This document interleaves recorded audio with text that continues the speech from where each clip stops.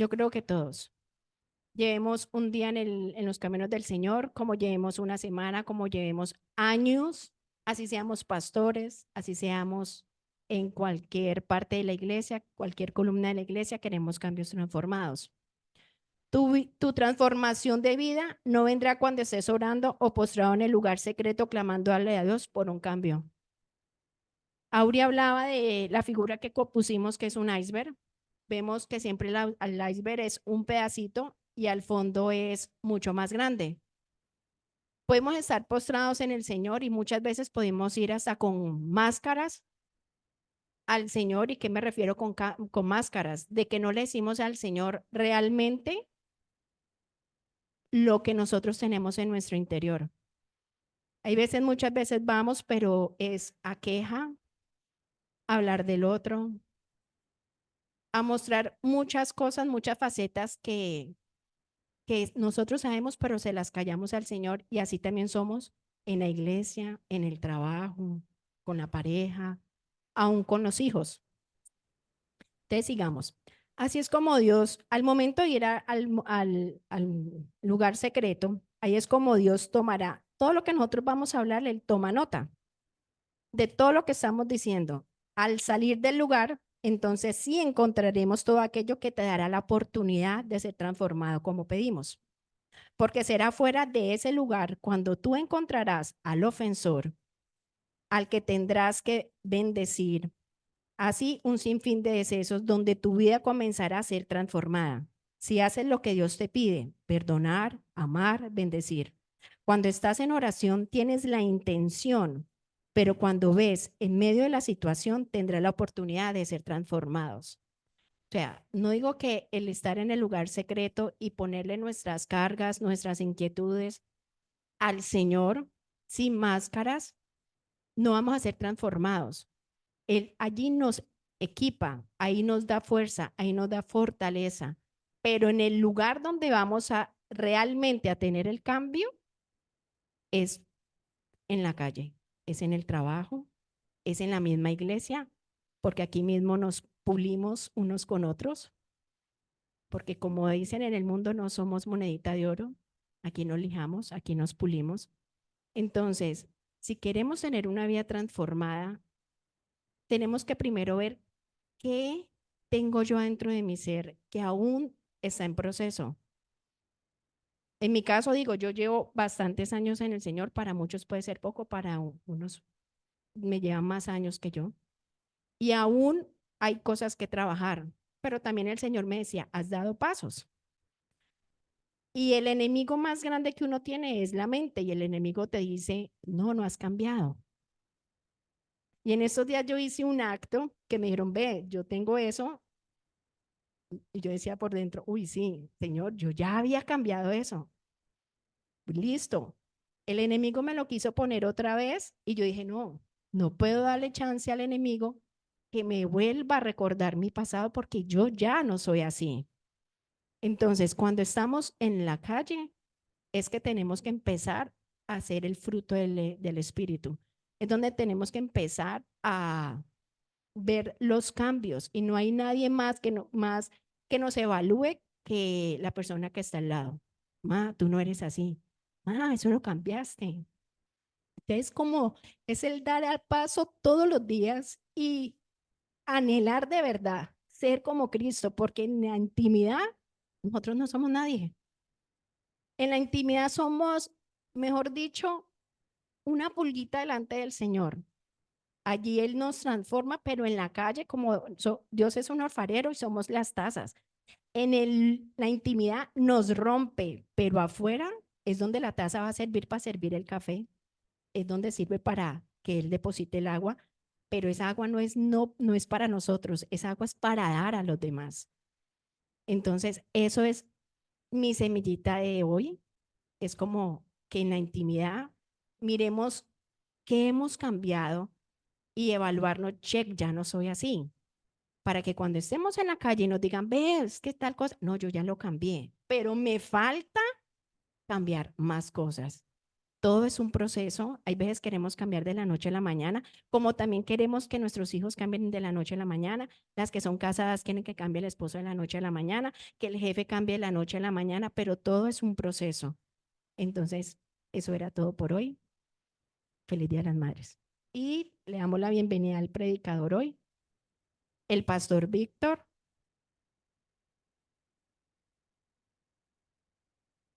Bueno, oramos por la vida del pastor Víctor, lloramos que esa palabra quede en corazones en tierra fértil, que sea una palabra que nos reargulla, una palabra que nos cambie, que sea el Espíritu Santo y Dios utilizando al pastor Víctor, su boca y todo su ser para que esa palabra fluya.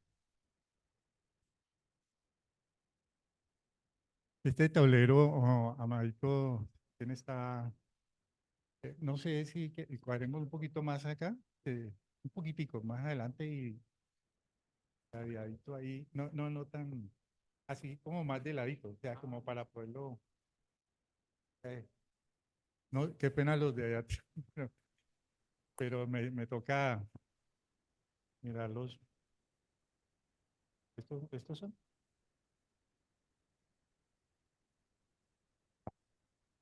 Buenos días, iglesia, Señor los guarde, los bendiga a todos.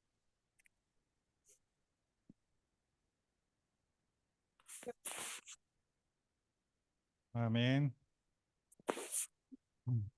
Vamos a, vamos a ver hoy un mensaje que pues espero que salga lo más ordenadito posible porque estaba en construcción cuando me dijeron la posibilidad de compartir con ustedes hoy este mensaje. Entonces, cuando las cosas están en construcción, están como medio desordenadas, pero el espíritu, ¿no? Es el que ordena las cosas. Y pues como viene en parte, como parte del Señor, no es uno el que viene realmente, pues Él es el que al final pone en los corazones el entendimiento. Amén.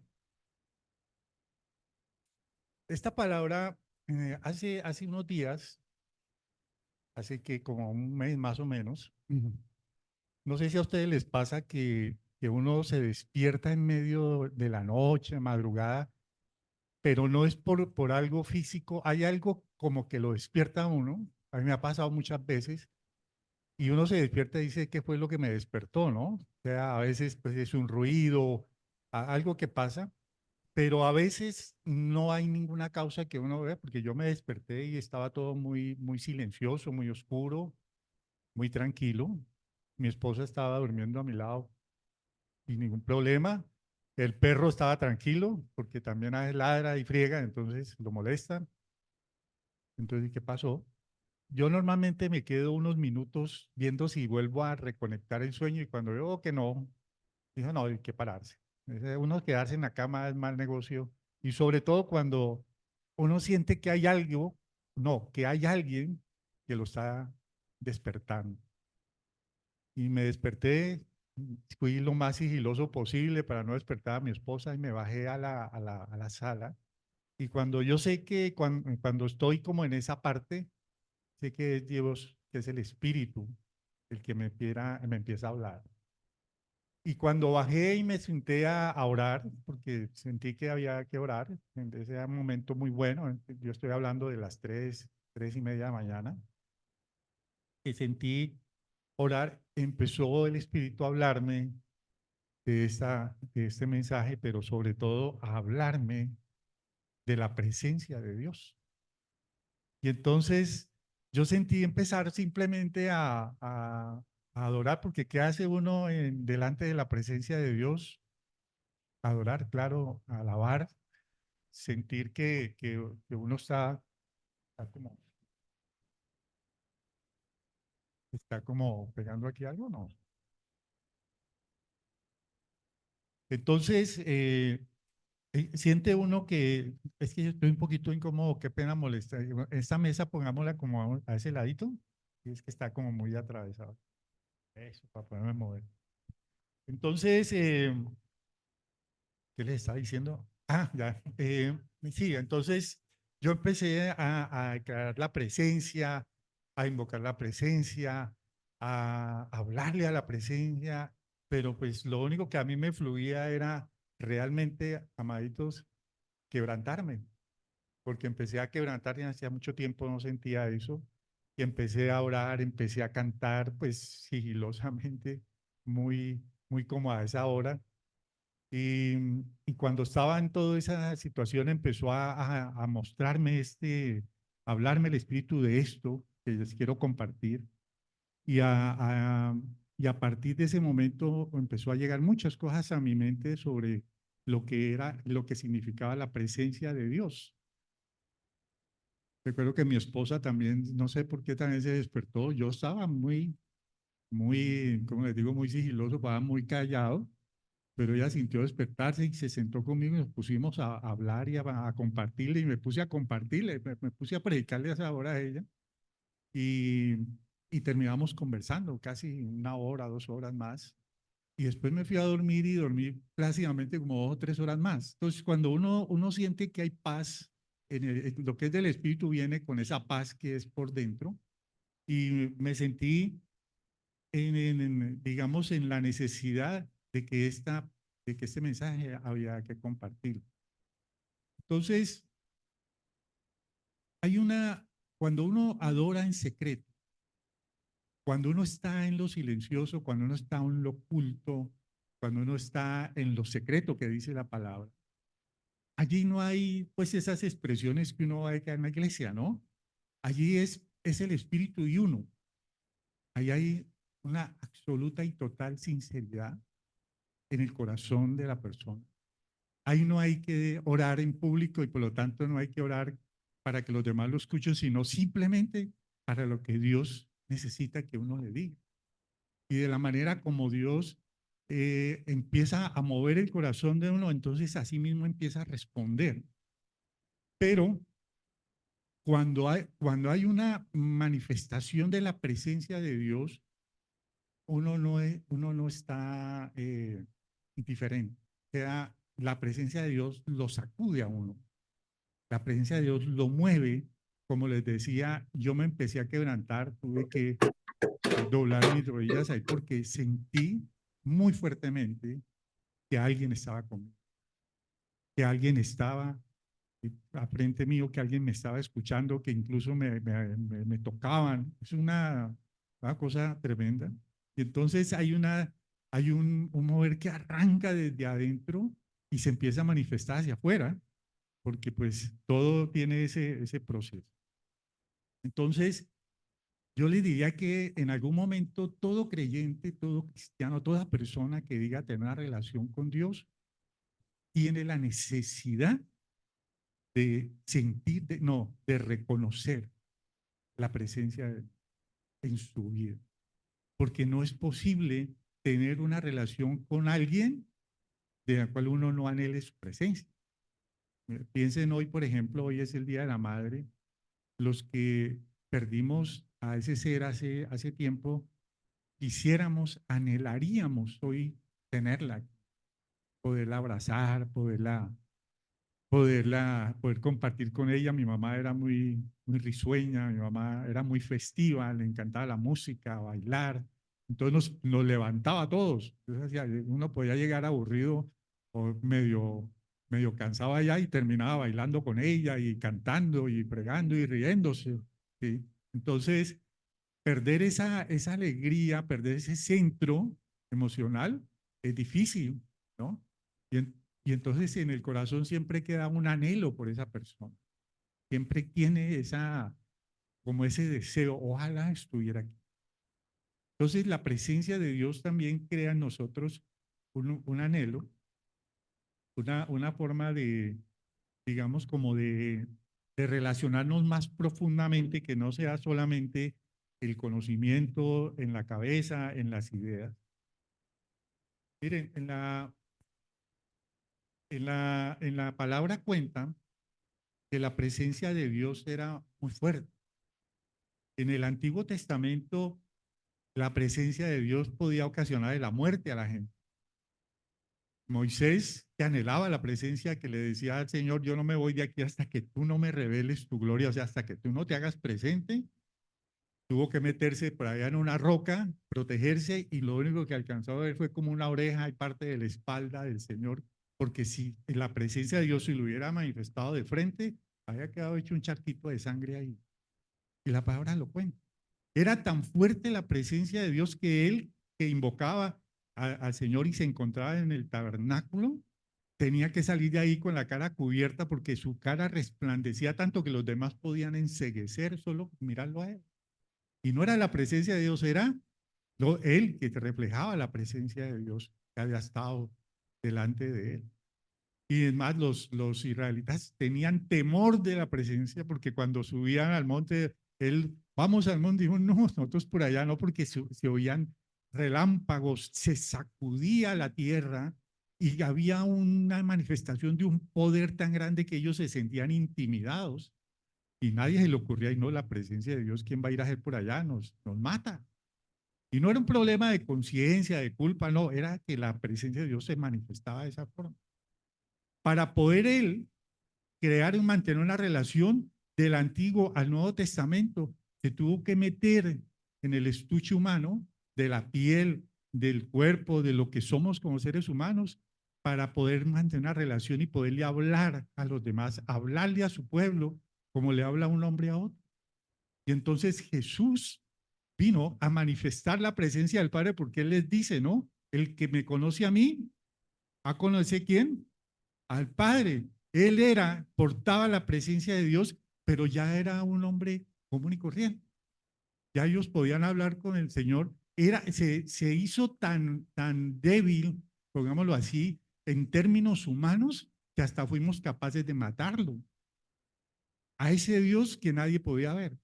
Se pasó a este nivel por el inmenso amor, por la necesidad de él, en el anhelo de su corazón, de crecer en una relación con esos hombres, con esas mujeres, con esos seres humanos con los que no podía hacerlo sino a través del trueno, del relámpago, de los profetas, de los sacerdotes, de todo lo que ustedes saben, de los ángeles, y así se manifestaba en el tiempo. Pero en los tiempos que vivimos, el tema es diferente. Miren, me pasó lo siguiente aquí en la iglesia hace unos domingos atrás. Eh, yo estaba ahí sentado como donde están ustedes. Había un mover en la alabanza muy grande, como sucede a veces. Vi que la pastora Olguita sintió eh, tomar el micrófono y empezar a hacer un cántico profético y en general se sentía, y hablo y resalto la palabra sentía, ahora hablamos de eso, se sentía que pasaba algo, que estaba pasando algo, que había algo aquí en estas cuatro paredes que no era lo normal. Después de ese momento, yo estaba ahí, como le digo, viendo también lo mismo. Eh, eh, Elizabeth, la sobrina de Elizabeth Valencia, ¿no? Estaba sentada ahí. Y yo vi que ella tomó el micrófono y se paró aquí donde yo estoy, y nos dijo a toda la congregación que ella había sentido que aquí estaba pasando algo, ¿sí? Que aquí se sentía la presencia, más o menos, pero no malinterpretarla. Elizabeth, ¿me estás viendo? Qué pena. Que aquí se sentía una presencia sobrenatural, pero que habían algunos que eran como si no hubiera pasado nada, más o menos, creo entenderlo, creo recordarlo. Y entonces pidió perdón al Señor, sintió, porque la vi que dobló sus rodillas aquí, y pidió perdón en su oración, porque no estábamos conscientes o que no estábamos apercibidos de lo que estaba sucediendo espiritualmente en este lugar. Más o menos, yo creo que los que estaban lo recuerdan, ¿no? Y a mí me impactó eso. Por eso lo anoté aquí en mi prédica, porque a mí me parece que pasa mucho eso. Yo he venido también aquí, amados, sentado allí donde estaban ustedes, y yo no he sentido absolutamente nada. Y yo he estado oyendo la alabanza, y he estado escuchando, y es más, me paro y a veces canto, o a veces hago lo mismo que hacen muchos cuando suena alabanza. Y después de la alabanza me siento y escucho lo que pasa acá y a veces oigo la prédica y me voy de este lugar como si no hubiera pasado nada. Y uno se pregunta, ¿por qué sucede eso? Y además porque así como yo veía a Elizabeth que pedía eso, porque ella lo había sentido y había otros que estaban, al lado de unos que estaban diciendo que aquí estaba la presencia, estaba otros que estaban, ¿cuál presencia? ¿Dónde? Con una cara de qué es que estás hablando, porque no había comprensión de lo que estaban diciendo. Y si hoy hiciéramos una encuesta parecida, porque hoy estuvo la alabanza también, porque se sentía también, ¿no? Como un mover espiritual. Y uno decía, y a mí que eso no, pues no me mueve la aguja. O sea, yo vengo, yo siento venir porque me gusta venir a la iglesia, porque aquí se habla de Dios, porque tengo necesidad de oír cosas del Señor, porque tengo necesidades naturales o físicas y también espirituales y necesito alimentarme, pero hay algo que no conecta, hay algo como que no es lo que está hablándose allá, haciéndose allá, como que no es conmigo. Y eso puede sucederle a una persona un tiempo y después en otro tiempo estar de otra forma, ¿sí? Y después en otro tiempo estar en otra forma. Y entonces, cuando uno, digamos, hacemos como ese análisis que nos podemos hacer, puede suceder, amados, que cuando uno viene aquí, a uno le parece que la presencia de Dios solamente se mueve aquí o solamente se mueve cuando suena la alabanza o solamente se mueve cuando suena la alabanza y suena bien, porque a veces la alabanza, uff, y no les digo, y no estoy criticando, no, amados, la alabanza está muy bien, pero yo fui parte de la alabanza en la iglesia de donde estaba antes, yo tocaba en la alabanza, creo que algunos por allí eran de ese tiempo, yo toco, bueno, digo yo que toco percusión, o sea, toco los bongos, toco las congas. Y de hecho me subí allá a la alabanza y aprendí a tocar un poco más. Contraté un profesor para que me enseñara la percusión latina, que se llama. Y en ese tiempo en la alabanza no había batería. De hecho, el pastor Roosevelt, nos dijo, no vamos a tener batería porque yo he sentido que la alabanza no va a tener batería. ¿Y por qué, pastor? Dijo, porque la batería a veces les marca los ritmos emocionales y no están adorando, sino que están llevándole el ritmo a la batería. Entonces no va a haber batería.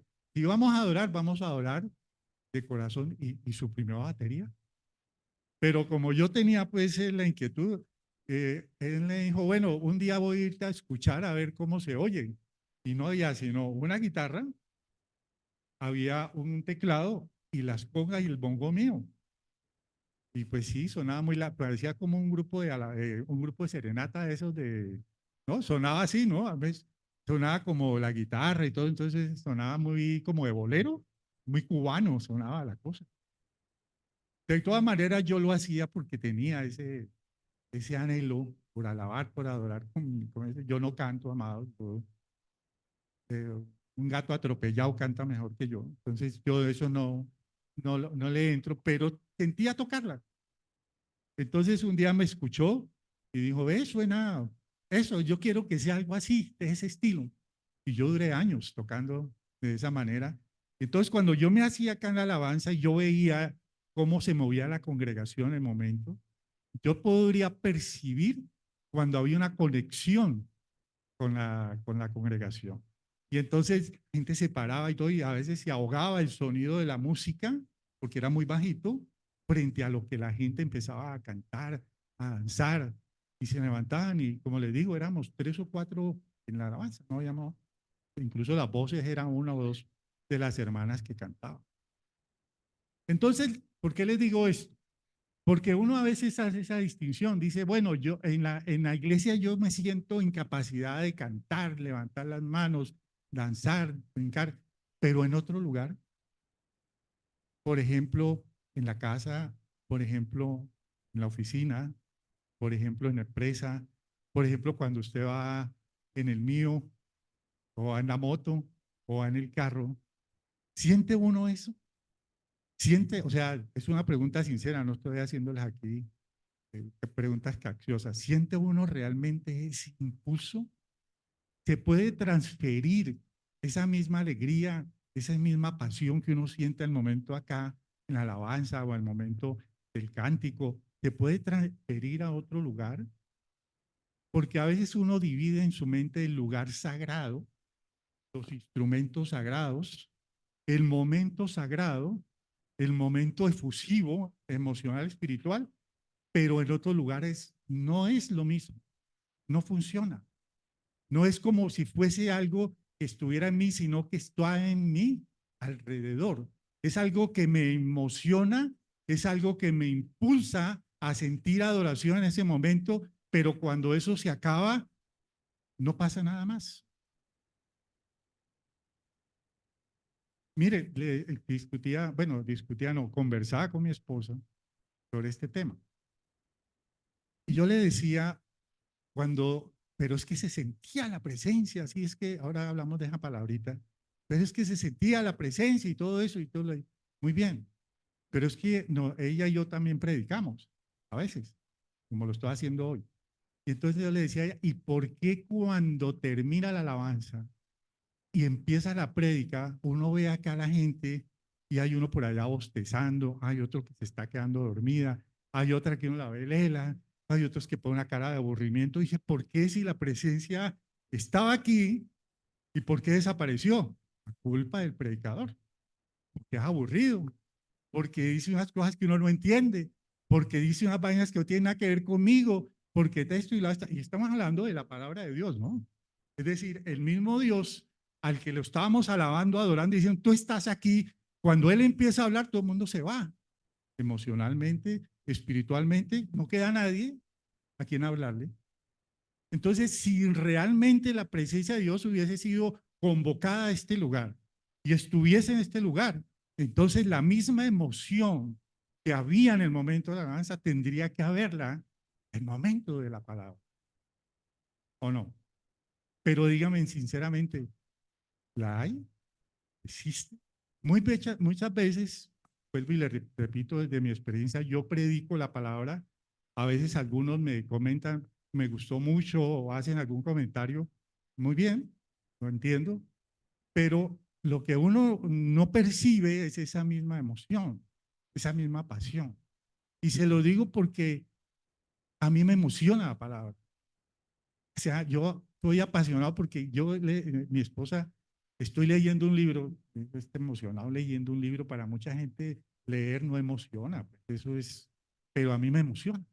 Y estoy leyendo, mira el librazo, mira lo que dicen aquí, mira y yo le estoy contando a ella me escucha, pero es algo que está en uno, ¿sí? Y de pronto transmitir esa pasión a ustedes de esa misma forma, uno siente que no fluye, entonces empieza uno a decir, entonces soy yo que preparo mal, que hablo muy largo, que esas sillas tan duras y uno a la media hora ya las nalgas no le aguantan, entonces está uno incómodo, está que se va, ya le da hambre, le da calor, tiene afán, el almuerzo y todo eso y todo el mundo se quiere ir después de 40 minutos. Si usted está viendo, si está haciendo otra cosa entretenida, 40 minutos se pasan volando. Pero acá pega duro, porque entonces no existe como ese anhelo por oír qué es lo que va a decir hoy el mismo Dios que estábamos alabando. ¿Qué es lo que va a decir? Porque acá nosotros le estábamos hablando a él, cantándole, y entonces dice, bueno, ahora sí, ¿qué va a decirnos? Y ese mismo anhelo es el que a veces uno no lo capta. ¿Están entendiendo más? Y entonces, a veces lo emocional es así, se prende y se baja.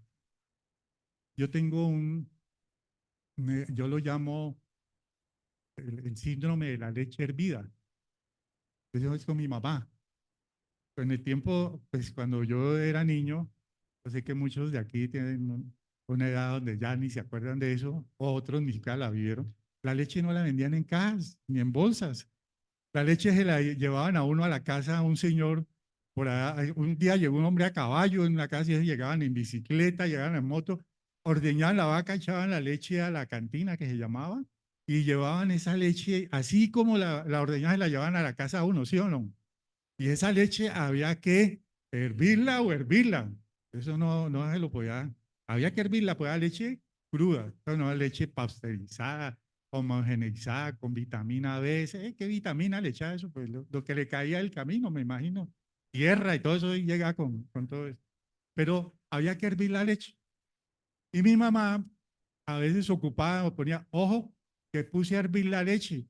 Y esa vaina es una cosa sobrenatural. La leche, usted puede ver la leche 10 veces y el momento que usted voltea, se regó la leche, pero y yo me ganaba 2 o 3 coscorrones, pero te estoy pidiendo que por favor, claro, en algún momentico yo hacía otra cosa y la leche se regaba y se perdía la leche y eso era un crimen en ese momento.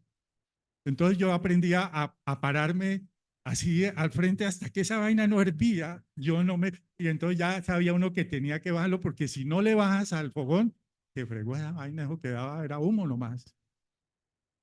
Y a veces parece así, ¿no? Como que hierve la cosa y se levanta y uf, se baja en un momento porque si alguien como que apagara el fuego, para y se dejó hervir la leche, ya no está hirviendo, ya empieza a cambiar de temperatura.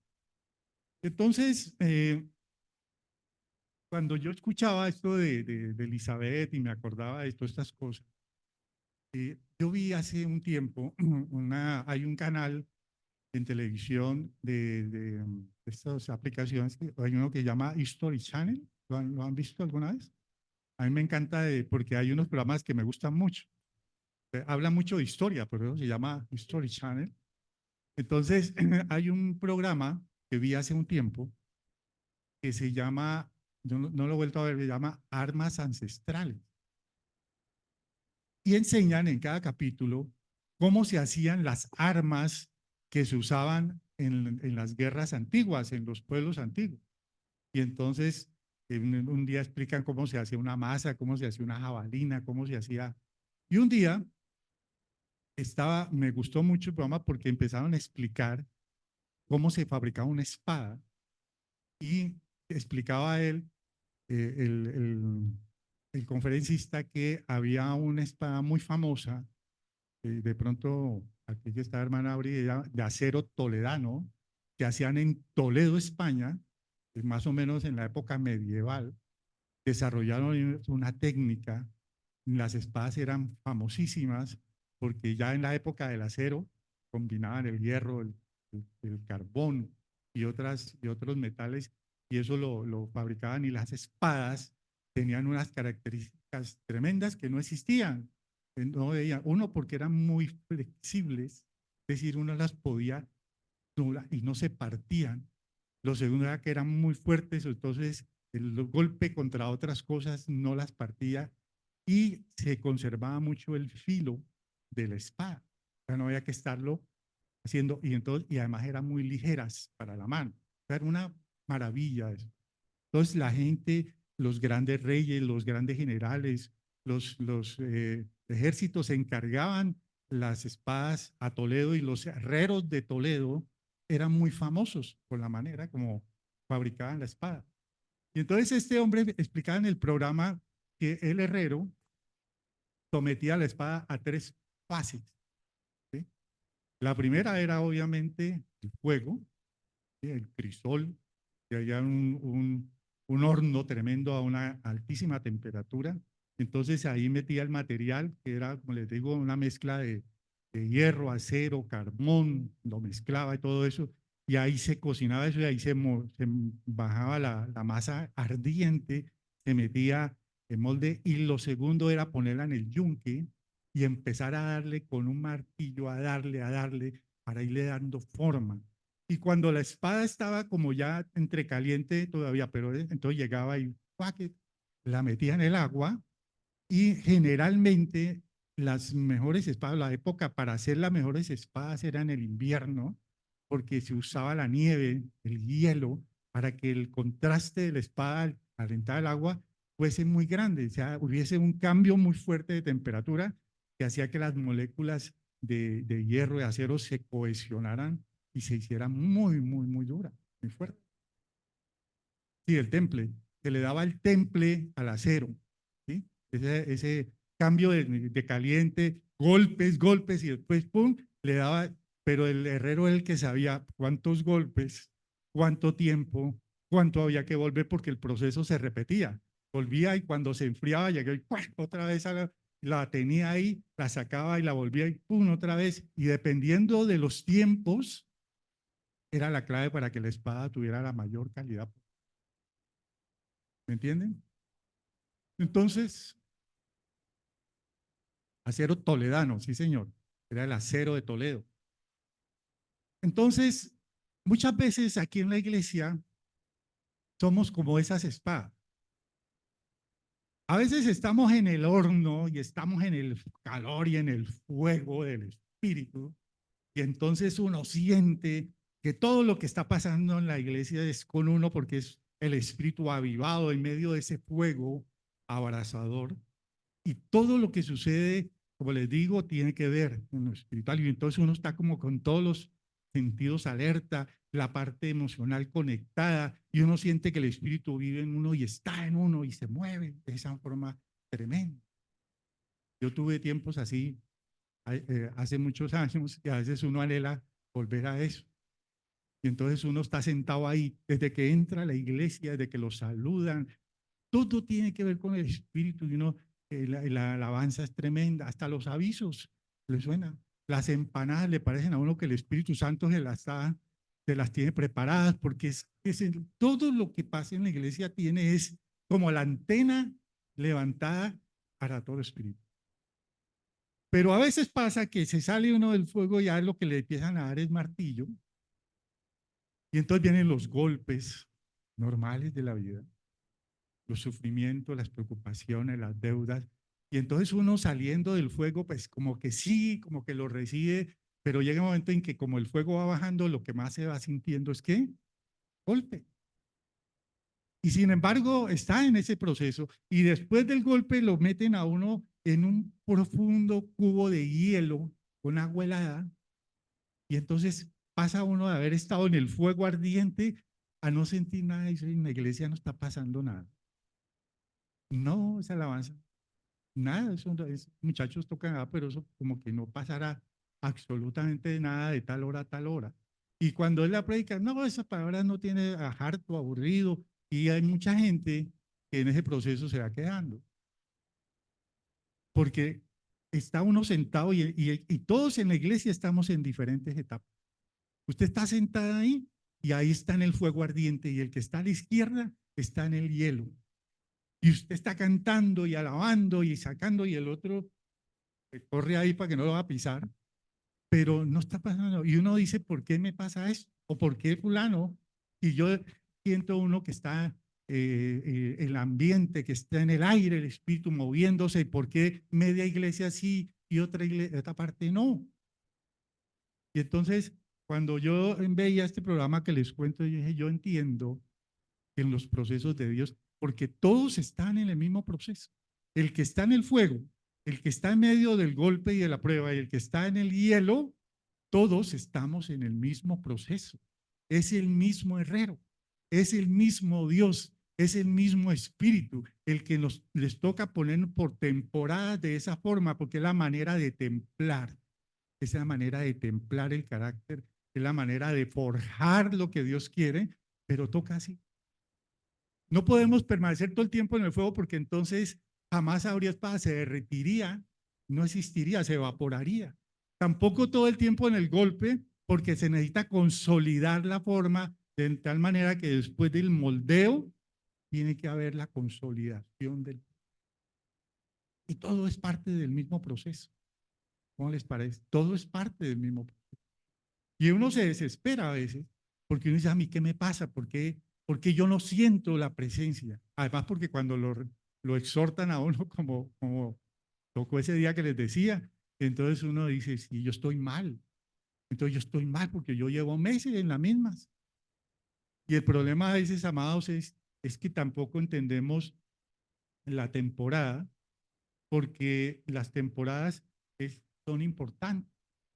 También le comentaba a mi esposa eso me lo mostraba el Espíritu hace unos días, porque nosotros tenemos mucho en cuenta el tiempo, Entonces uno dice que sea rápido lo del fuego, que sea rápido lo de tal, o que no se demore más, o que esto, o que el golpe no se demore. Entonces uno trata como de que las etapas sean más corticas o que las mejores duren más y las difíciles sean más pequeñas, ¿sí o no?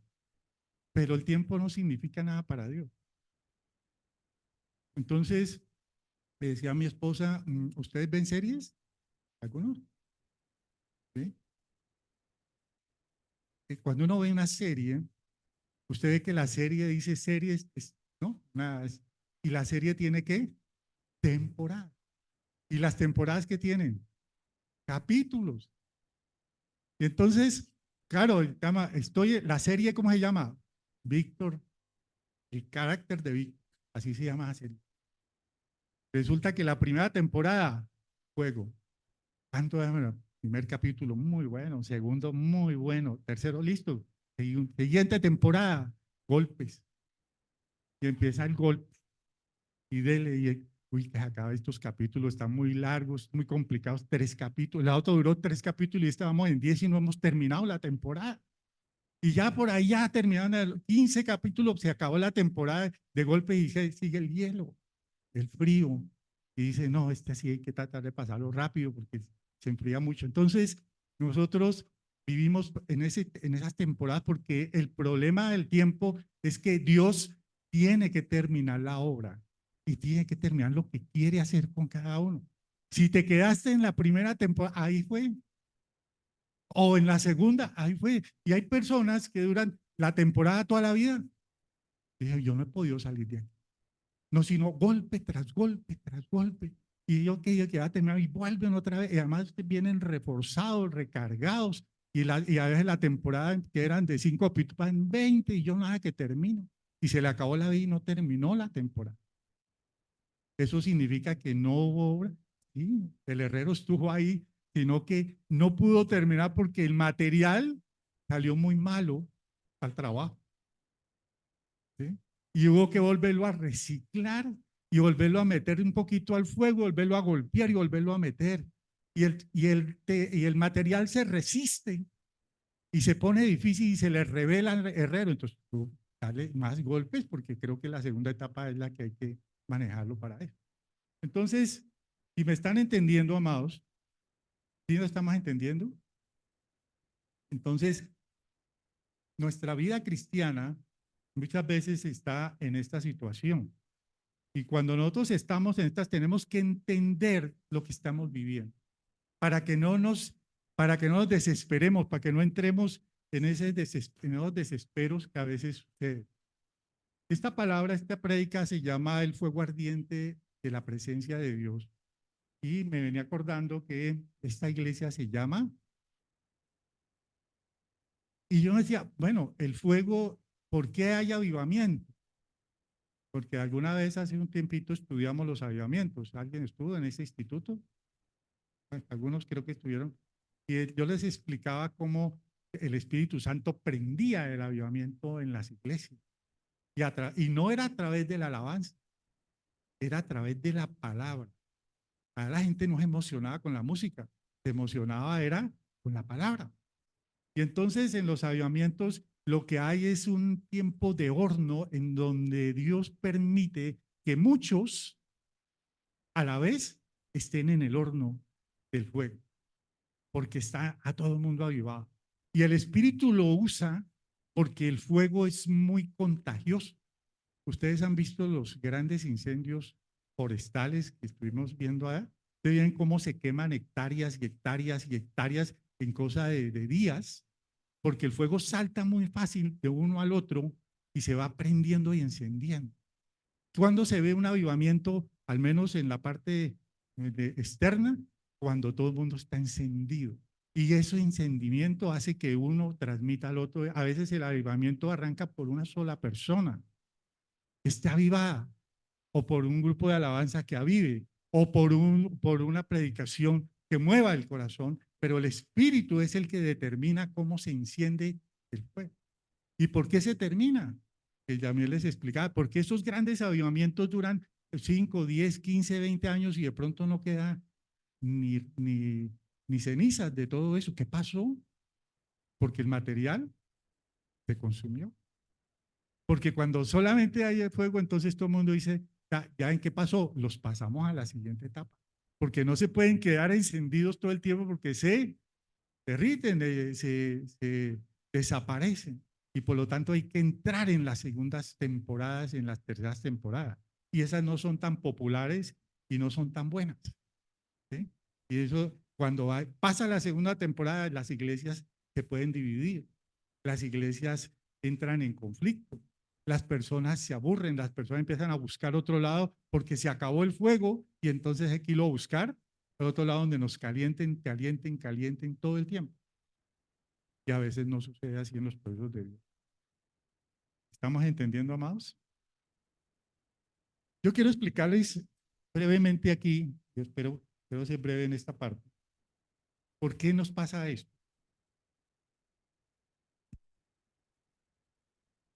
Yo quiero que me pongan aquí cuidado un momentito. Vamos a dibujar aquí un esquemita de cómo nosotros somos desde el punto de vista emocional, espiritual. Vamos a poner acá a Dios. Dios es ¿qué? ¿Qué dice la palabra? Espíritu. ¿Sí? Dios es espíritu. Y la palabra dice que en nosotros hay un espíritu, ¿qué dice? Pero el espíritu está aquí. Aquí está el alma, acá está el cuerpo, ¿correcto? Aquí está. El problema que nosotros tenemos es que lo espiritual se mueve con lo espiritual. No es que uno sienta la presencia de Dios, sino que uno tiene que estar conectado con la presencia de Dios. Porque el que dice que siente la presencia de Dios se puede estar moviendo aquí o en los dos. ¿Correcto? ¿Por qué? Perdón. Sí, hay unos movimientos, hay el alma, pues ya ustedes aquí con el seminario que hubo y todo, estudiaron ese tema, estudiamos todos las emociones y todo eso. Pero nosotros, como somos emocionales y además somos corporales, tenemos dos temas que son emociones y tenemos sensaciones. Las sensaciones nos las da los sentidos, ¿sí? Uno siente frío, ¿por qué? Porque tiene tacto y la piel se pone, o calor, porque uno la percibe por el calor, o uno escucha algo, ¿por qué? Por el oído, o prueba algo salado y dulce, ¿por qué? Por por el gusto que tiene. Estos son los sentidos sensoriales o los sentidos del cuerpo. Las emociones ya ustedes las conocen, tristeza, alegría, ira, lo que sea, depresión, que se forma a través de todas estas emociones que están allí. Pero el espíritu no tiene nada que ver ni con esto ni con esto. El espíritu no se mueve por emociones y el espíritu no se mueve por sensaciones, así las emociones y así las sensaciones estén ardiendo. Porque el espíritu realmente se tiene que conectar es con el espíritu. Tiene que entrar con el espíritu. ¿Me está entendiendo? Cuando nosotros decimos, es que yo sentí la presencia de Dios, la mayor parte es porque pasó algo en lo externo que nos dio alegría, emoción. Algunos se ponen erizos, tienen frío, calor, como si hubiera una energía. Entonces, estas sensaciones te dan la idea, muchas veces equivocada, de que has sentido la presencia. Y entonces la alabanza se puede subir a través de la emoción, a través del alma, a través de lo que siente en la música, que te mueve el tema, y entonces te quedas allí pensando que eso es experimentar la presencia de Dios. Y entonces, ¿qué pasa con esto? Que una vez que se acaba el estímulo, desaparece. Como cuando uno le echa yesca, hierba seca a un fuego, eso ustedes ven que no dura nada, desaparece. Cuando ya toca conectarse con el espíritu, este espíritu que está aquí está absolutamente quieto, frío, porque no ha habido ninguna conexión en los. Para poder que el espíritu se conecte con el espíritu, tiene que atravesar estas capas y llegar aquí. Y atravesar la capa del cuerpo y atravesar la capa del alma es muy difícil. Porque eso es como una roca. Haga de cuenta cuando están buscando petróleo. El corazón es durísimo. El corazón de las personas es durísimo. Las emociones, cuando han sido heridas, como se estuvo viendo, crean unas capas fuertísimas, unas barreras tremendas donde no entra una luz espiritual, porque no hay manera de. Y entonces para poder eso tendría Dios que forzar esto para poder encontrar el espíritu. A veces el alma y el cuerpo se confabulan, se vuelven cómplices para fregar al espíritu, perdonen la expresión, para bloquearlo, para ahogarlo, para asfixiarlo, porque el espíritu necesita respirar y este cuerpo y esta alma se ponen de acuerdo para no dejarlo, para sepultarlo debajo de emociones, debajo de sensaciones, de placeres, de gustos, todo eso en donde uno confunde porque está pasándolo bien con que está en un momento espiritual, cuando está eso en un momento carnal. Y entonces cuando eso no se entiende, a veces la iglesia parece emocionada y parece espiritual, pero resulta que pasada la emoción general, empieza a decaer, porque realmente no había espiritual. ¿Me está entendiendo, amados? Cuando uno no es consciente de eso, entonces comete el error de entender las cosas espirituales a través de las sensaciones y de las emociones. Y es muy fácil. La música es tremendamente emocional. La música es algo que usted está sentado ahí y usted empieza, por lo menos, ¿sí o no? Hay un ritmo que se conecta. Y usted, cuando la persona llora, por ejemplo, usted se conecta mucho con alguien que llore aquí, porque también las emociones se pegan. O usted se ríe y alguien se ríe acá muy fuerte y usted también la risa le es contagiosa y uno siente que hay alegría, pero puede que no haya una verdadera alegría. Lo que hay es una manifestación o de sensaciones o de emociones. Y ahí es donde está el problema de entender ese tiempo espiritual. Cuando el espíritu está aquí, lo único que puede hacer, porque el espíritu no puede subir acá, sucede diferente a lo que sucede con los volcanes. Ustedes han visto que los volcanes tienen una lava que va surgiendo, ¿no es cierto? Va rompiendo la roca y surge y sale por la boca del volcán una lava. Aquí es al contrario, aquí el fuego tiene que venir de arriba. Es el espíritu el que conecta, el Espíritu Santo el que conecta con nuestro espíritu para poder romper lo que la emoción y lo que la sensación hace. Cuando uno está en el espíritu, entonces el espíritu es el que controla el alma, es el que controla el cuerpo. El espíritu es el que irradia de adentro hacia afuera lo que Dios da. Los frutos del espíritu que son ¿qué? La paz, la mansedumbre, el amor, la paciencia, la templanza. Todo eso es del espíritu, eso no es de la carne, eso no es de la voluntad, es del espíritu que obra. Cuando el espíritu no está allí conectado, todo puede suceder equivocamente. ¿Ya han entendido, amados? Vamos a ver un pasaje que nos puede, yo quiero leerles aquí un momentico, en Primera de Corintios 2:14 dice, el que no tiene el espíritu, Primera de Corintios 2:14, el que no tiene el espíritu no acepta lo que procede del espíritu de Dios, pues para él es ¿qué? Locura. No puede entenderlo porque hay que discernirlo espiritualmente. La alabanza no es un momento musical, la alabanza es un momento espiritual, ¿sí o no? Pero yo no lo puedo entender porque no me conecto con el espíritu, sino con las carnes, con la emoción, con el alma, ¿sí? Por eso cuando se acaba la alabanza, o sea, se acaba el momento musical, entonces queda uno, y lo que sigue pasando de ahí para allá tampoco es del Espíritu, porque no se aviva, no se conecta el tema. Ahora,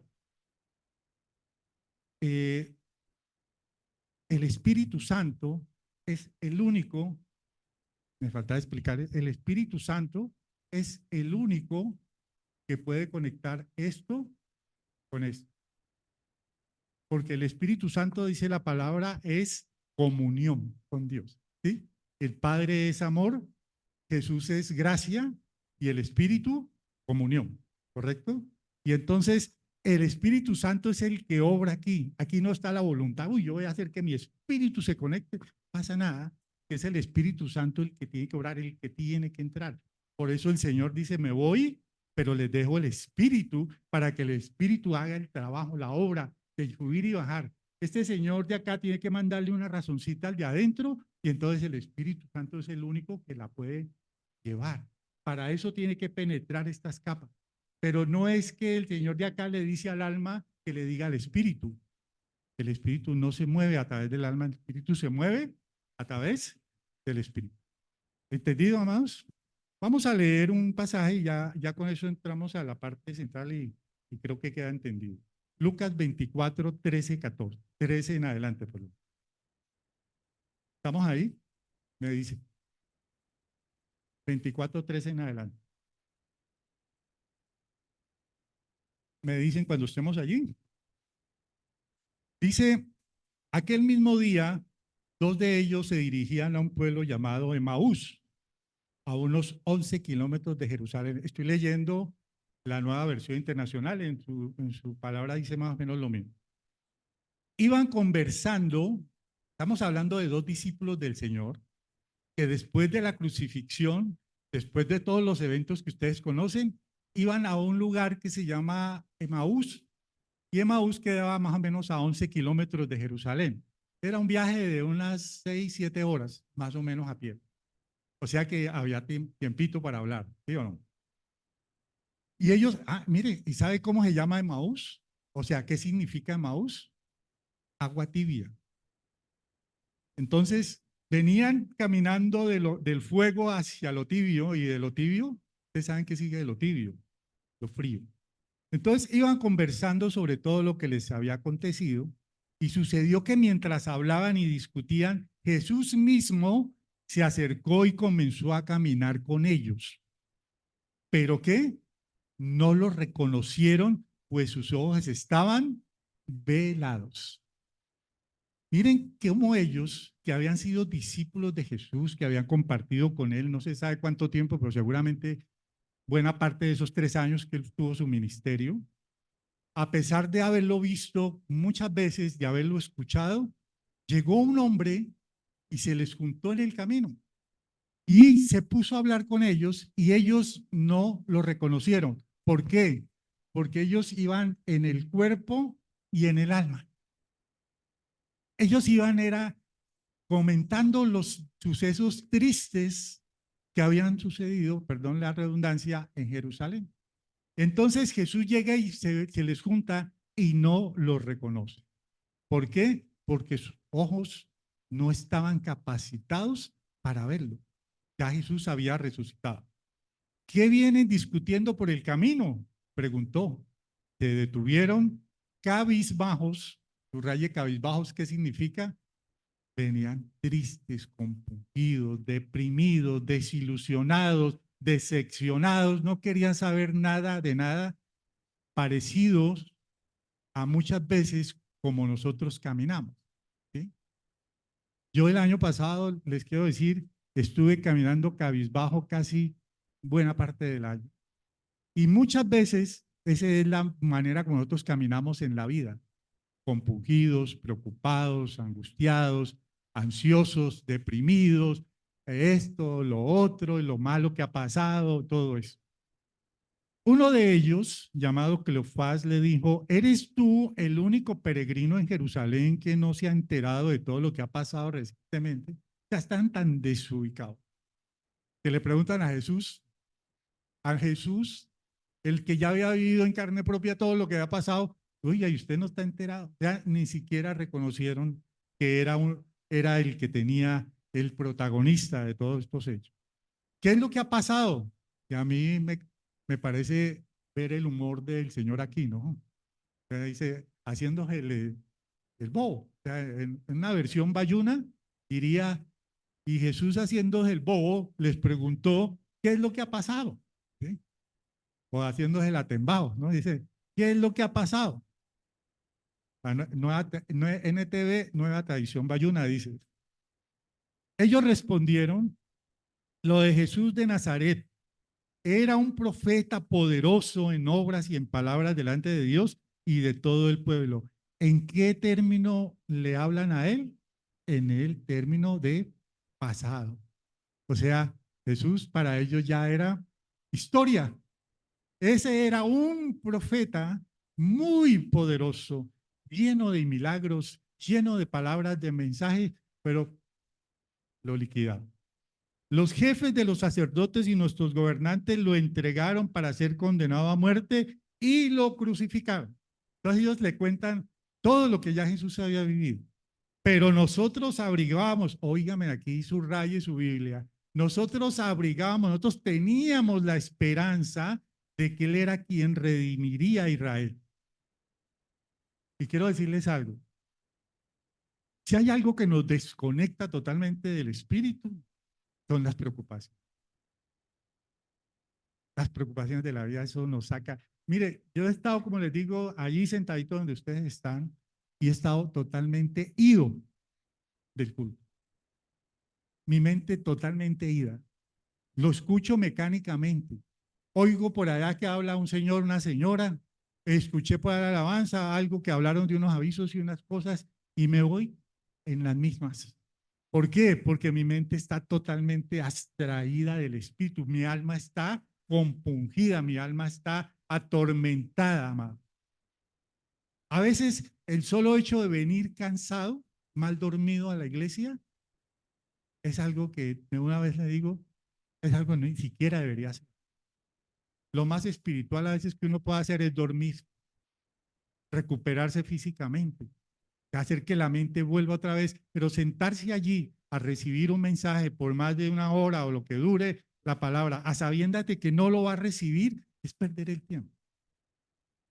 Sinceramente, es perder. Uno cree que el espíritu entra, de todas formas, que la palabra dice que es como una espada de doble filo que entra y toca el tuétano, los huesos. ¿Qué le va a tocar? Tendría que doblar todo ese tipo de barreras que hay allí para poder entrar, amado. El Señor no atropella a nadie.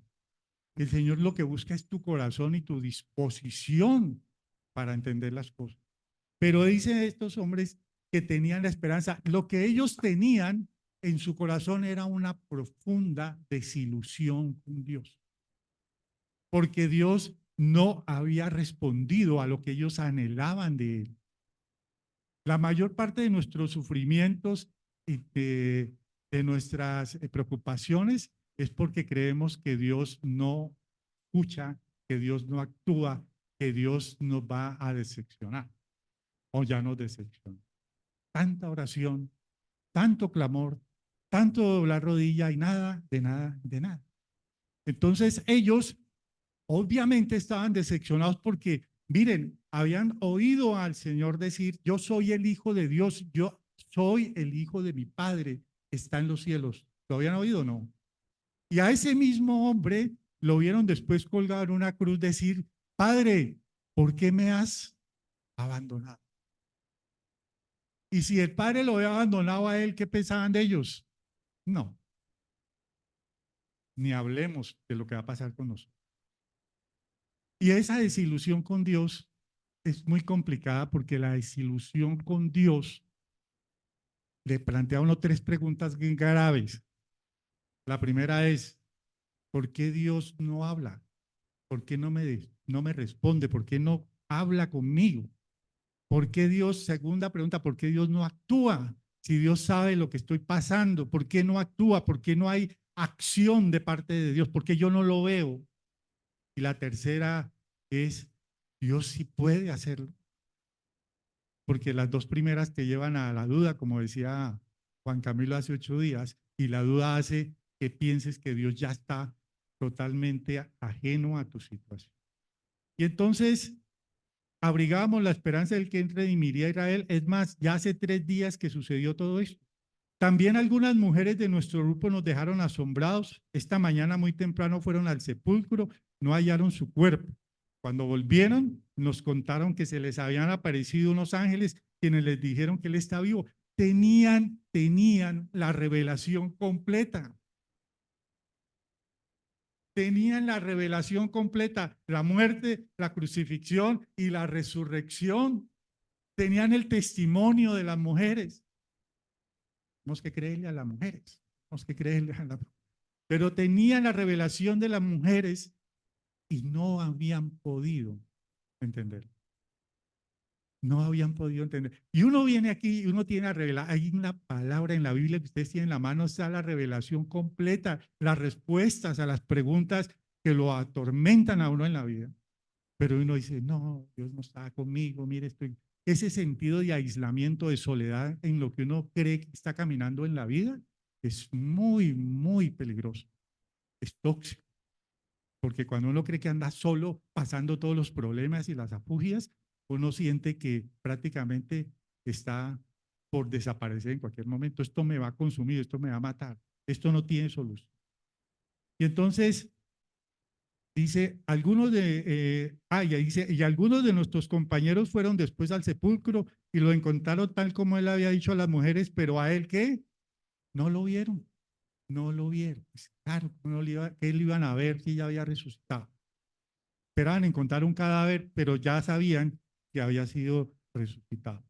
Entonces miren a Jesús, les dice, ¿acaso no tenía que sufrir le dice, qué torpes son ustedes? Les dijo, y qué tardos de corazón para creer todo lo que han dicho los profetas. Qué torpes somos, amados, frente a lo espiritual. Qué retardados. Yo no digo que somos tardos, sino retardados para entender las cosas del espíritu. Nosotros tenemos en nuestra vida cantidades de testimonios personales y de otros de cómo Dios actúa, de cómo Dios no se guía por el tiempo, de cómo Dios no se guía por las circunstancias, de que Dios no actúa si eres bueno o has hecho muchas cosas buenas, de cómo Dios ha actuado todo el tiempo. De hecho, tenemos historia personal con Dios, donde Dios ha hecho cosas maravillosas, sobrenaturales, pero cuando viene el siguiente problema, volvemos como al principio. Dios podrá sacarnos, es que esta está muy grande. Esa era más o menos, pero esta está muy grande. Y volvemos a reciclar el proceso de decepción. Volvemos a lo mismo. Y él dice, ¿acaso no tenía que sufrir el Cristo estas cosas antes de entrar en su gloria? Entonces, comenzando por Moisés y por todos los profetas, les explicó lo que se refería a él en todas las escrituras. Quiero remarcarles esto. Jesús les predicó durante el camino de Maús. Les explicó las escrituras, como si no las hubieran escuchado antes. Se las volvió a decir otra vez, para poder que ellos pudieran entender con quién estaban hablando. Miren cómo la palabra dice que lo que mueve realmente el corazón de las personas es la palabra de Dios. Es la palabra de Dios, amado. Claro, todo tiene un propósito y un sentido de adoración, de alabanza, todo. Pero lo que realmente mueve el corazón del creyente a una fe profunda que lo conecte con el Espíritu es la palabra de Dios. Es sencillo de entender. Mire cómo pasa aquí. Al acercarse al pueblo donde se dirigían, Jesús hizo como que iba más lejos, pero ellos insistieron. Quédate con nosotros que está atardeciendo, pronto será de noche. Así que entró para quedarse con ellos. Y luego estando con ellos en la mesa, tomó el pan, lo bendijo, lo partió y se lo dio. Entonces se les abrieron los ojos y lo reconocieron. ¿Pero el qué? Desapareció. ¿Cuándo lo reconocieron? ¿Cuándo? Cuando pasaron dos cosas. cuando escucharon la prédica de la palabra y cuando estuvieron comunión con él. Porque la cena, porque el pan y el vino es la comunión de nosotros con el Señor. Cuando uno recibe la cena aquí, uno ya tiene que estar entendido de cuál es el propósito. Eso no es un rito, eso no es una tradición, eso es un acto espiritual. Y él les dice la palabra que ellos lo reconocieron porque la presencia de Dios no se siente, amados, la presencia de Dios se reconoce. Y para uno reconocer a alguien es porque antes que lo conoció, porque si no lo conoces antes, ¿cómo lo vas a reconocer después? Entonces, ¿cómo uno conoce a alguien, al Señor? ¿Cómo lo conoce? Estábamos hablándolo. A través de la palabra que Él les predicó. Él les predicó la palabra. Ellos lo conocieron una vez que les predicó, cuando ya tuvieron comunión con Él. Él se les reveló. El Espíritu de Dios se mostró. El Espíritu de Dios, la presencia de Dios se les mostró. Y al instante se pusieron, dice que, ¿dónde íbamos? Se decía el uno al otro, no ardía, óigame bien, no ardía nuestro corazón mientras conversaba con nosotros en el camino y nos explicaba qué, las escrituras. ¿Qué era lo que le pasaba al corazón de ellos cuando él les explicaba la palabra? Ardía el corazón. Si una iglesia, esta o cualquier otra, no le arde el corazón de pasión por la palabra, todo lo que se haga, amado, espiritualmente es inútil. Bueno, ustedes me han escuchado aquí muchas veces decir lo mismo. Por favor, la palabra de Dios. Por favor, estudien la palabra. No se conformen con lo que se dice aquí. Lo que se dice aquí es muy chiquito. Lo que se dice aquí está destinado es como a recordar algo, a reseñar algo, pero el verdadero creyente tiene que ir a la palabra, tiene que ir a leer, tiene que entenderla, reflexionarla, pensar en ella y sentir pasión. Mire, cuando uno explica aquí, yo le comentaba a mi esposa, yo oigo, alguien viene y predica y dice algo de que escuchó, leyó, vio algo en la Biblia y que le pareció sorprendente porque lo había leído muchas veces y no lo había entendido, ¿sí o no? Lo he oído varias veces, pero yo le decía, pero ¿cómo si eso ya lo habíamos explicado hace un año, hace 6 meses, 7 meses? Por qué no lo retuvo? Porque lo mismo que les digo, porque se quema. La palabra tiene que estarse consumiendo, tiene que estarse reproduciendo, porque es lo único que levanta el ardor de la pasión por la presencia de Dios en el creyente. ¿Me han entendido, amados? Yo quiero decirles algo ya para terminar. En Jerusalén habían vivido estos dos discípulos todas las experiencias sensoriales y emocionales con Jesús, pero probablemente nunca se habían conectado espiritualmente con Él. Los discípulos realmente vinieron a conectarse espiritualmente con su Señor cuando el Espíritu Santo vino en Pentecostés y entró en ellos. Ahí fue cuando ellos realmente quedaron empoderados del Espíritu. Fue cuando el Espíritu se conectó con el de ellos. Pero lo que le muestra a uno esto es que por más que uno haya hecho una cosa y otra, realmente lo que viene a conectar el espíritu es cuando suceden todas estas cosas que les explico. La palabra, la predicación y la comunión con el Señor. Cuando ellos venían de Jerusalén, venían del lugar sagrado, del lugar santo, del lugar de la experiencia, de todo lo que habían vivido. Y cuando iban para Emaús, que significa agua tibia, significa que ya se iban que y tibiando. Habían estado ardiendo acá y ya se iban enfriando como la espada del herrero. Ya iban bajando, ya habían sido golpeados por la desilusión y ya iban camino al balde del agua fría. Y el Señor les salió al camino porque Él conocía para dónde iban espiritualmente. Estos hombres se siguen caminando de Maús para allá, se pierden. Y a veces, muchas en ocasiones en nuestra vida el Señor nos saca al camino, nos sale al camino a atajarnos por el despeñadero por el que vamos, para tratar de que no entremos en esa frialdad espiritual. La palabra dice, a los tibios yo los vomito de mi boca, porque hay unos que no son ni fríos ni calientes.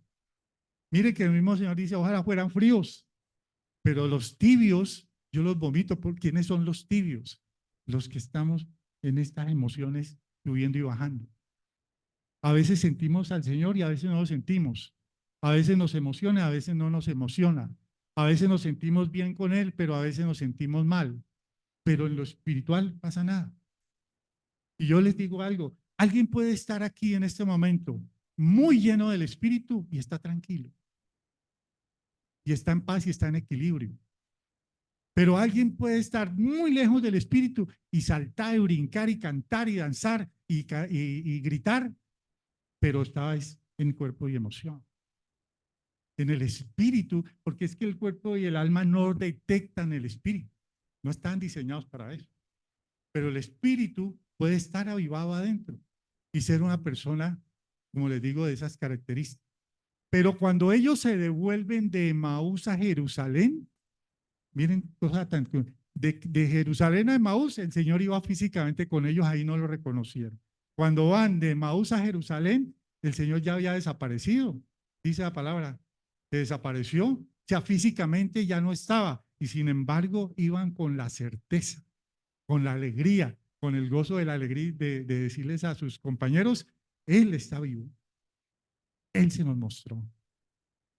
¿Y ven que no consiste en verlo? ¿Sí ven que no consiste en los sentidos ni en emoción, sino en la percepción del corazón? Entonces, porque ellos ya tenían en su corazón esa percepción.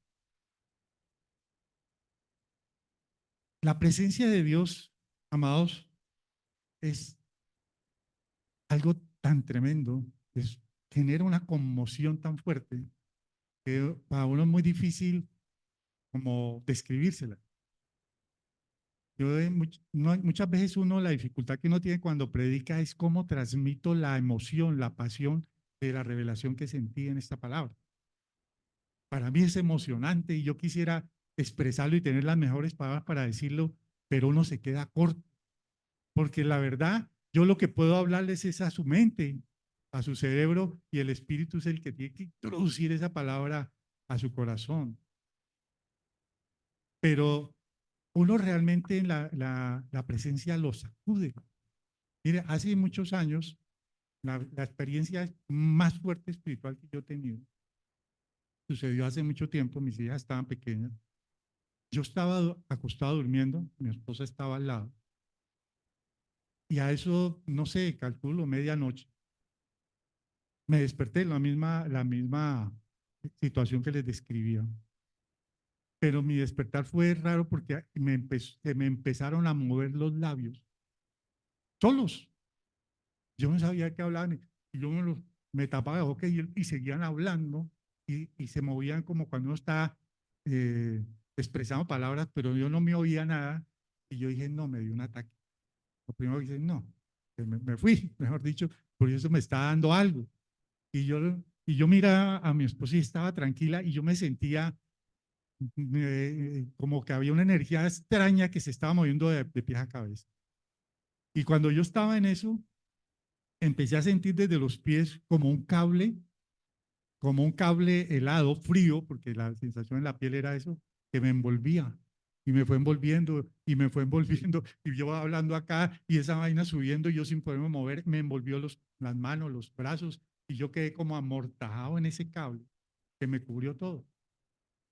Yo lo que estaba pensando todo el tiempo, me morí, estoy muriendo, me Señor, no me dejes por... Y no tenía en mi cabeza, en mi mente, ninguna conexión con lo que estaba sintiendo. Podía pensar, estaba dormido, tengo una pesadilla, pero yo tenía totalmente conciencia de que estaba despierto. Y ese cable me dejó inmovilizado cuando yo me quité la mano de la boca o me la ataron, que fue lo que pasó. Eso empezó a hablar unas cosas que yo no entendía, pero pudo haber durado toda la noche. porque perdí la noción del tiempo. Al otro día, pues me desperté muy, o me levanté muy impresionado y le dije a mi esposa, mira, me pasó esto. Yo no entiendo yo creo que me va a tener que ir a hacer revisar del corazón o algo está pasando porque pudo haber tenido un ataque cerebral y no me estoy dando cuenta. Entonces, pues vamos a tener que ver. Entonces ella me dijo, no, ¿por qué no hablas con el pastor? ¿Le cuentas eso? Dije, pues le voy a contar porque yo esto no lo entiendo y no lo puedo clasificar qué me pasó. Y yo me acuerdo que fui a hablar con el pastor y le conté. Y entonces él se reía, ¿no? Pero entonces me dice, has sido bautizado en el Espíritu. Eso es tu bautizo del Espíritu. Eso que te ha pasado no es físico, no está de nada con tu cuerpo, es el Espíritu que ha ido porque has estado en la presencia del Espíritu y cuando la presencia del Espíritu es así, toca todo. Ahí sí toca todo, las fibras emocionales, el cuerpo, las sensaciones y el Espíritu. Entonces, hablar de la presencia de Dios no es cualquier cosa, amados. Cuando digamos aquí, estamos en la presencia de Dios, por favor, entendamos de qué estamos hablando. La palabra cuenta en el Antiguo Testamento que dos hombres recibieron el arca del pacto donde estaba la presencia de Dios. Y esa presencia de Dios era tan fuerte que un hombre por allá se estaba cayendo, el arca y le puso la mano y quedó muerto ahí. Entonces, David, que se asustó, que era el rey David, que estaba trasladando la presencia, dijo, no, dejémosla en la casa de esta persona que era un sacerdote.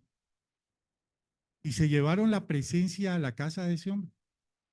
¿Sabe cuánto duró la presencia en la casa de él? 20 años. ¿Sabe qué dice la palabra de qué sucedió en la casa de ese hombre por 20 años? Nada, no pasó nada. Era como un armario ahí, recogiendo polvo, nada.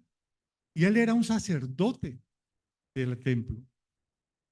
Cuando David quiso llevar otra vez la presencia a la ciudad para meterla al templo, volvieron a cargar y volvió a pasar lo que les explicaba del peligro, y entonces se llevaron el arca a un hombre común y corriente que se llama Obed-Edom. Era un campesino, era un agricultor, y la presencia y el arca estuvo en la casa de ese hombre 3 meses, y la palabra dice que toda su familia y todas sus cosas fueron bendecidas de una manera extraordinaria. ¿Qué hizo ese hombre por presencia? Recibirla y entenderla, que era lo que tenía en su casa. ¿Qué hizo el sacerdote con la presencia? Dejarla olvidada, familiarizarse, creer que eso es cualquier cosa, hablar de la presencia por aquí y por allá como si la presencia fuera un mueble. Y por eso nada pasó ni en su vida ni en su casa. Cuando nosotros invoquemos la presencia de Dios, entendamos que tiene que haber una convicción en nuestro corazón de que estamos delante de Él. Porque si la presencia de Dios no es convocada con la reverencia, con el temor, pero también con el ardor del corazón, entonces la presencia o no tiene ningún efecto en nosotros o termina invertida en los efectos porque pueden pasar cosas que no estaban ni siquiera calculadas en nuestra vida. Por la falta de reverencia, por la falta de cuidado, por la falta de conciencia de qué se trata la presencia de Dios. Amén. Bueno, vamos a orar.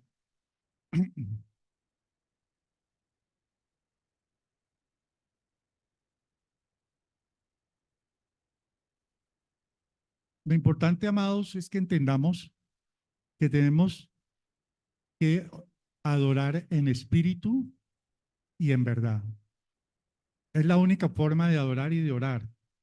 Cuando nosotros oremos en espíritu y en verdad, cuando nosotros adoremos, cuando nosotros trabajemos, cuando nosotros tengamos cualquier actividad que tengamos que hacer y estamos conectados con el espíritu, estamos necesitando estar en verdad y en espíritu, realmente. Padre, te damos gracias hoy, Señor, por este mensaje, por esta palabra que tú has traído para tu iglesia. Hoy declaramos, Señor, que hemos entendido 3 cosas La primera, que tu espíritu está en nosotros y que necesitamos que nuestro espíritu se conecte con el tuyo. Que cualquier cosa que suceda en nuestras vidas, en lo espiritual, en lo natural, en lo emocional, esté dirigido por tu espíritu, Señor. Que seas tú quien tenga el control de todas estas áreas, pero sobre todo que nosotros podamos someternos a ese control, a esa dirección, porque es tu espíritu el que lo reclama. La otra cosa que hemos aprendido, Señor, es que a veces equivocadamente creemos que estamos delante de tu presencia sin la suficiente conciencia, sin sentir la pasión y el ardor que tú pones en el corazón del creyente. Y es así, Señor, lo reconocemos y te pedimos perdón para que podamos reconciliarnos contigo, Señor, en calidad de tu presencia. Y la otra cosa, Señor, que hemos entendido hoy es que tú nos das la oportunidad, como se la diste a estos hombres que caminaban a Emaús, de devolvernos al lugar sagrado, al lugar de la pasión, al lugar de tu presencia. Que podemos tener siempre la oportunidad, a pesar de andar en medio de afugias, de complicaciones, de sufrimientos, de pruebas, siempre estás tú caminando con nosotros. Así no te veamos, así no te sintamos, pero tú estás al cuidado, estás guardando nuestra alma, estás custodiando nuestro espíritu, estás velando por la sanidad de nuestro cuerpo espiritual para que podamos buscarte, Señor, en espíritu y en verdad. Hoy te damos gracias, Señor, y ponemos esta iglesia, esta congregación dentro y en la voluntad de tu Santo Espíritu. Declaramos que todas las cosas que aquí se muevan, desde el momento en que entramos, al momento que nos vamos, pasando por todas las cosas que en el servicio se dan, en la alabanza, en la oración, en la palabra que se comparta, en los abrazos, en las conversaciones entre nosotros, en el espíritu, Señor, que tú puedas mover en nuestros sentidos y en nuestras emociones. Entonces, Señor, te pedimos que seas tú, Padre, el que esté en el aire, controlando, vigilando, cuidando, ordenando las cosas que tienen que estar alineadas con tu voluntad. Te damos gracias, Señor, hoy en el nombre de Cristo Jesús. Amén y amén. Muchas gracias, mis amados.